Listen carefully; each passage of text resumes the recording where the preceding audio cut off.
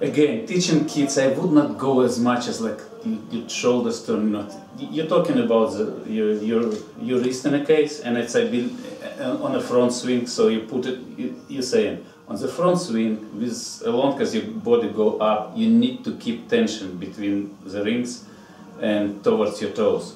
So you're pushing backwards, and if it's progressing high enough, you start to turn it to make it a little bit inside. And shoulders just not opening too much and not closing too much. So you're keeping the line like good, whatever you call it, on the canoe position on the floor. The way backwards you go, that's a little bit more, because with the turning wrist, you're turning your shoulders inside a little. Not overdoing, not underdoing this. It's still keeping tight line between shoulders and body. It's not going too soft and going too deep, or it's not pushing too much and stopping your legs on the way backwards. And that's probably most complex things about the ring swing, and it's most important things. Turning, not stopping the swing, but not getting too soft on the way.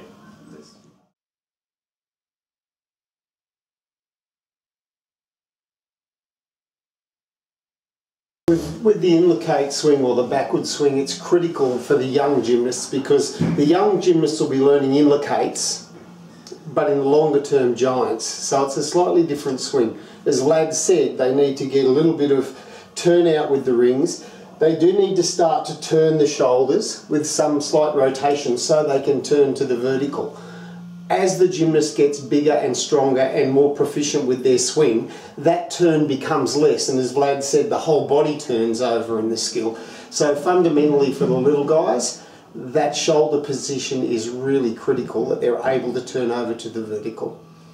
Similarly with the dislocate swing on the front swing, I tend to, with the young boys, teach a little bit wider swing until the boys are able to turn over, because the essential skill they'll learn when they're young is a dislocate.